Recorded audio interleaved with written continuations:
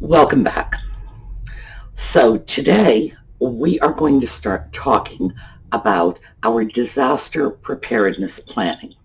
And as you can see, I've got company in my lap here, and he's part of my disaster preparedness plan. So when we get back, we will start in on the first part, and that is assessment. We'll see you in a minute.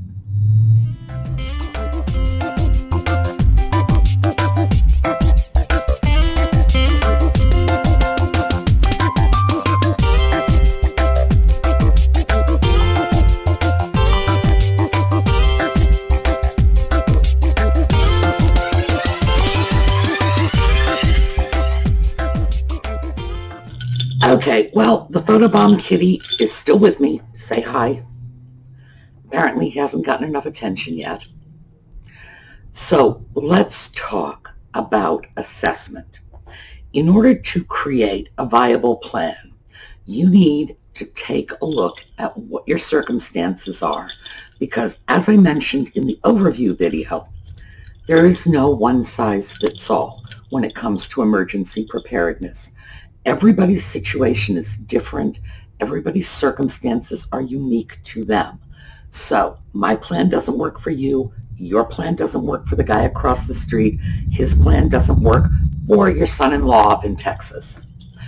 So how do we do this? Well, to begin with, you as the planner are the central point. Yes, that was nice. You bumped into the camera. You are the central point of your plan. And we are all in the midst of changing circumstances all the time. So your plan needs to be flexible and take that into account. And this is where an accurate assessment comes in. Most of us are not living with the same people, the same domestic composition we had when we were children, when we lived at home with our parents and our siblings. Then we got older, we moved into the college dorms, we were living with a bunch of crazy people who never went to sleep on time, and, dorm life. And then we went off, we got married, we had a whole new set of circumstances, etc., etc. Kids grow up, go off on their own, a new job comes along, you change cities, houses, yes, no, oh, he is determined today. So the assessment depends on where you are right now. And we start with you're the central point, and then we build around you. What's the composition of your household? Are there high-need people? Are there people who are likely to be very helpful if our emergency preparedness situation, the disaster for which we are preparing, comes to pass? Are there people who are likely to be less helpful, who are likely to demand more of our time and attention? In my case, it's a photobomb kitty. So, although I have to say, if the zombie apocalypse comes, we will eat well in my house. We will be eating mice and voles, but we will have plenty of them. So I wanted to give you a couple of real-world examples and a couple of examples you know. So I thought I would take myself and Jocelyn, because we're kind of opposite ends of the spectrum on this. And let's start with Jocelyn. She is a young woman. She has a fairly large household because she has 2 children living with her. She has her boyfriend. She has his adult son and 4 birds. So that's 5 people, 4 birds. Basically, that's going to be a hard household to evacuate. So she needs to be keeping that in mind when she does her assessment, because as I mentioned before, we always need to keep 2 plans in mind: our shelter at home plan and our evacuation plan, because we don't always have the choice. Right now, we're sheltering at home, and evacuation is probably What probably wouldn't do us any good, even if it were an option, and I'm not sure how many people would have that option. I know international travel is restricted, and in short order, interstate travel could be restricted. We don't know that yet. So for her, evacuation is going to be a tough call. So her first choice is probably going to be shelter in place.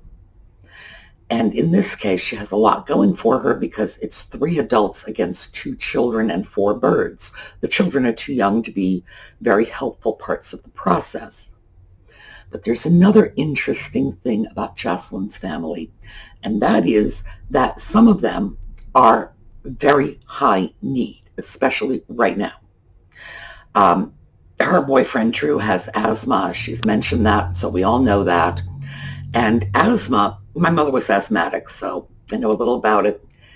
Asthma ordinarily is not much more than a minor inconvenience for most people, although some people have asthma that is severe enough to be more than an inconvenience on a daily basis. But regardless of what it's like most of the time, any asthmatic can go into crisis and it can be a life or death situation. So you can go from low need to high need in seconds. And Jocelyn's little boy right now has been suffering from on and off sore throats for months, severe infections in his throat. I'm not sure what it is. They've been saying strep, but I don't think that's correct. Anyway, so he is suddenly high need, because if you have a child who is having infections, having chronic infections, and something like this pandemic comes along, that child goes from low risk to high risk very quickly. Again, remember that in your planning. You might be planning for your household in general to be relatively low risk, relatively healthy and fit and mobile most of the time. But that could change at a moment's notice. Somebody could suddenly get sick, get a cold, get a flu, anything, and immediately go from fit and well to high risk and not well. So your assessment needs to take that into consideration. Just because you start with a baseline plan of we're all well and healthy, you need to make room in your plan for what happens if one or more of you suddenly gets sick and a disaster comes along. My situation is very different. I have nothing to worry about except a photobomb kitty. For me, although I have to say sheltering in place again would be my first option, because relocating a photobomb kitty means shoving him in a carrier. He won't like that. And then dealing with 15 pounds of screaming, struggling cat in a carrier. Not a good plan. But also, learning the lessons that we all learned during Hurricane Katrina, I do know that if I have to evacuate, I need to do it early. And if I do it early, I can do it on my own terms. Because in Katrina, we saw a lot of families separated from their pets. And if I wait until the National Guard comes knocking on my door, I am going to hold up the photobomb kitty and say, you don't understand, he's a YouTube star. And they're going to say, no, we're not taking the cat. So if I evacuate, I have to do it on my own. I have to be able to write my own rules. And that is shoving my cat into a carrier, getting on a bus, getting on a train, getting on a plane, and getting out of Dodge. But I need to take responsibility for that. Jocelyn's situation is different. With 3 adults, 3 people who can drive, evacuation is not going to be all that horrid for her. Now, it wouldn't be a first choice because, of course, relocating 2 children, especially with one of them being sick, and 4 birds, I wouldn't want to do it. But I'm sort of setting these out as examples for the extreme. So we have two very different situations, but the resulting plan is largely the same. Shelter in place would be a first choice for both of us. Meantime, I have neighbors across the street who are in their 80s, and sheltering in place is not a good plan for them if there's any interruption in services. In other words, if emergency services are not available, if medical services are not available, two elderly people in their 80s need to be somewhere they can access services. So for them, evacuation might in fact be their first choice plan. And we all have to decide this for ourselves. Everyone's situation is unique, as I keep saying. Your plan is the one that works for you. And once you determine your domestic circumstances at the moment, and remember, we have to make provisions for changes in those circumstances, then you need to take a look at the external factors, things like where you live.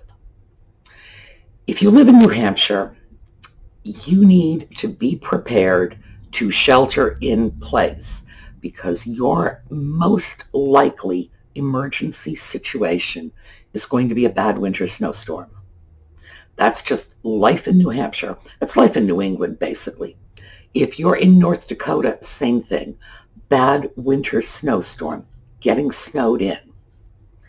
Now, most people who live in situations like that are already doing a certain amount of emergency preparedness just as a way of life, because in places where you get severe snowstorms, people are used to the idea of not being able to go out for milk, bread, toilet paper, whatever those things are that people run out of ordinarily.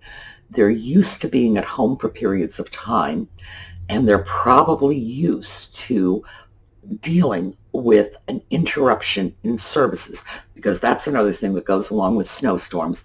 Power lines are brought down, and so people need backup sources of heat. If your heating system is electric or depends on electricity to work, you need a backup source. So that is going to be part of an assessment for emergency preparedness for somebody in the northern states. Southern states, it's probably precipitation just as well, but it's more likely to be hurricanes or flooding. And those are the things you need to look at. What is likely to happen in your area? We're not saying it's going to, but for example, I'm in South Central Pennsylvania. We could get severe winter storms. We could get flooding. We could get hurricanes. Tornadoes are a possibility, but a remote one. Mudslides and brush fires, the things that plague Southern California, are extremely unlikely. But, of course, being in the Northeast, other things are possible. For example, highway chemical spills. That results in evacuation from time to time. Thank goodness that doesn't happen very often, but it does happen. So that would need to be part of our planning. And your particular circumstances will dictate the sort of natural disasters, the predictable disasters, if you will.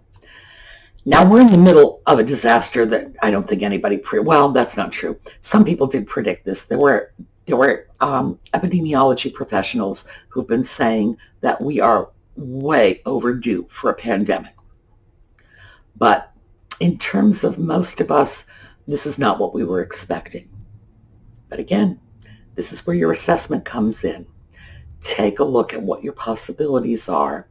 And, I use the shorthand of zombie apocalypse for the unexpected. What happens if zombies are running the streets? Now, of course, I don't honestly expect zombies to be running the streets. As I say, it's just shorthand for what happens when the unthinkable happens. And in this case, this is pretty close to unthinkable. This is not something that most of us have experienced in our lifetimes, although our grandparents did. So, again, that's part of what goes into your initial assessment. You look at what you have to cope with in terms of the human factor, the human beings that live in your home, what you have to cope with in terms of likely natural disasters or even just possible natural disasters. Step 2. And then there are other things. For example, do you live in a high crime neighborhood? Now, I would define a high crime neighborhood as Washington, D.C. or New York City, and just about anywhere in those two areas. If you do, you might not want to shelter in place, but consider it.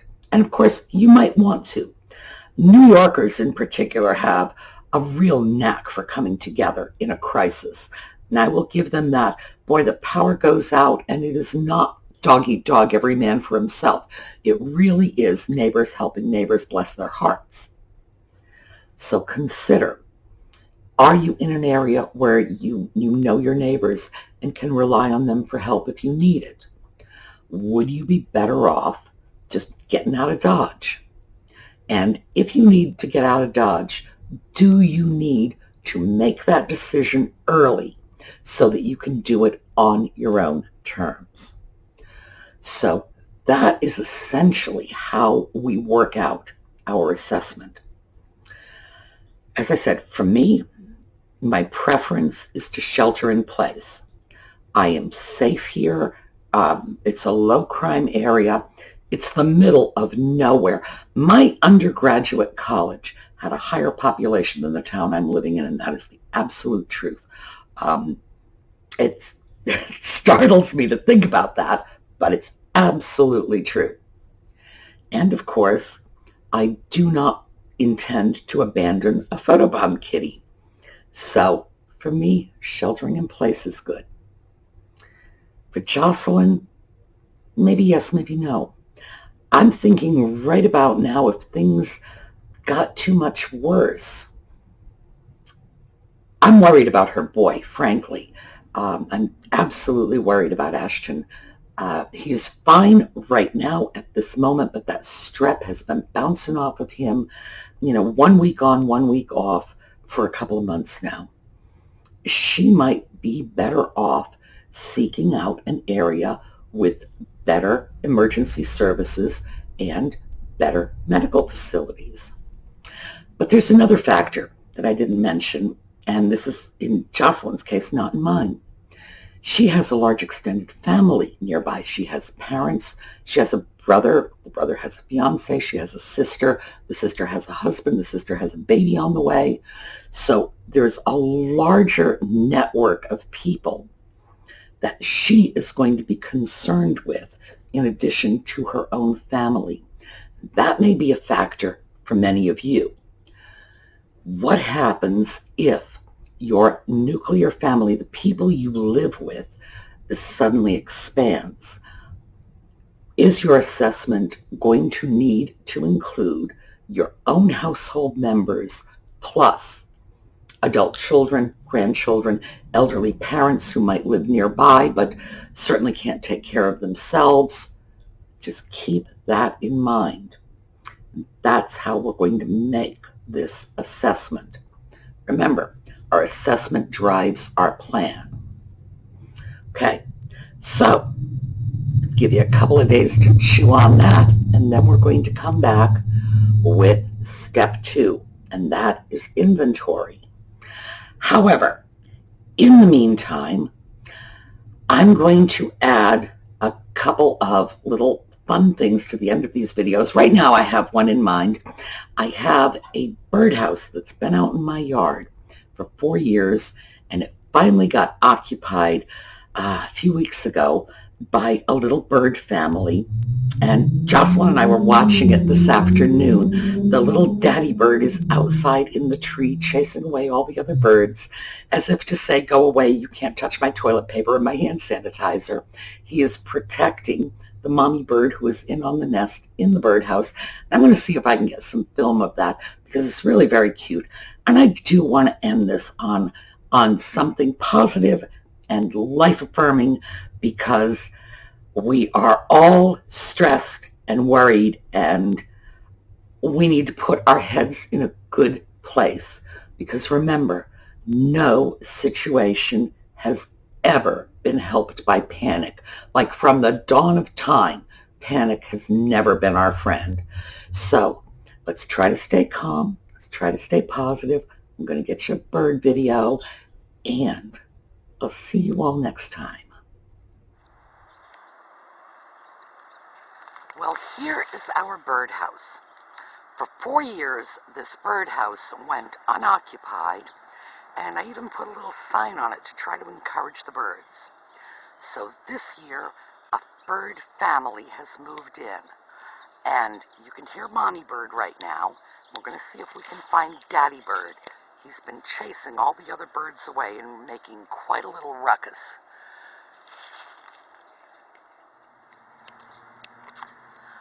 Okay, here's daddy bird. He's in the lower branch on the right, hopping around and chirping.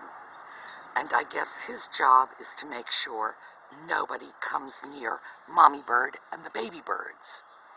And he's very aggressive about it. He's been chasing birds away all afternoon. And as I said before, Jocelyn and I got such a kick out of watching him. So that's the little bird family I've got. I'm very pleased because it's a nice house and I hated to see it go unoccupied. So here is our Life Goes On tale.